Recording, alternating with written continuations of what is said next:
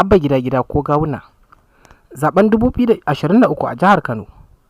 To mai sauraro, ga wani batu kan wannan siyasa da take tunkaro mu a wannan zaɓe da ake so a gudanar na 2023 wanda za a yi shi a wannan asabar din in Allah iso yadda.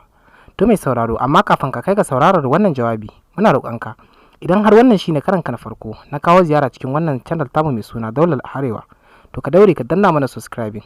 Daga bisani sai kuma ka taba alamar kararrawa domin ci gaba da samun shirye-shiryenmu da zarar mun daura. To fa, barkanmu da warhaka. Yanzu ga rahotannin za su ci gaba da zuwa maka dalla-dalla. Da fara dai mai sauraro, matakar ya kasance kai dan jihar Kano ne, kuma mazaunin jihar Kano a halin yanzu, kuma ka san abin da ke ci gaba da tafiya akan wannan siyasa da take tsakanin Abba gida da kuma Nasir Gawuna. Da fara dai mai sauraro, muna so mu fara sanar da kai da cikin jerin 'yan takarkarin da muke da su a wannan jiha tamu ta Kano. Da fara dai akwai Malam Ibrahim Khalil kamar yadda kuka sani, sannan kuma na biyunsa akwai Sha'aban Sharaɗa wanda shahararren ɗan jarida ne, sannan kuma sai na ukunsu ba kowa bane face Abba gida na hudu kuma shine Nasir Gawuna. Amma a cikin waɗannan mutane hudu da muka faɗa maka wanda suke zamane a matsayin 'yan takarkarin gwamna na jihar Kano, a cikinsu babu fitattu wanda suka fita kuma suka shahara face Abba gida da kuma Nasir Gawuna kamar yadda kake iya gani a wannan hoto.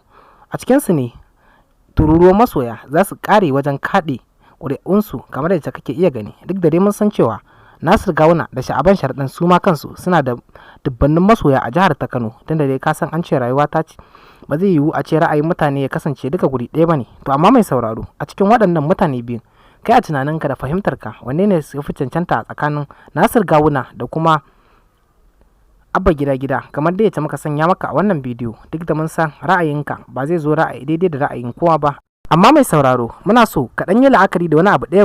Wannan al'amari ba komai bane face shekarar da ta gabata, wato 2019, wanda idan baka manta ba, Abba gida shine ya fito ikara da Dr. Abdullahi Umar Ganduje, ma'ana gwamna mai ci kenan a lokacin kuma a yanzu ma, wanda da ƙyar Dr. Abdullahi Umar Ganduje ya buga Abba gida da ƙasa, wanda da ƙyar ya sha kaye a hannunsa. To balle kuma yanzu idan mai sauraro zai duba, Dr. Abdullahi Umar Ganduje a lokacin shi gwamna ne mai ci, kuma alamar nasara ta tabbata ga wanda yake da ci kaso 50.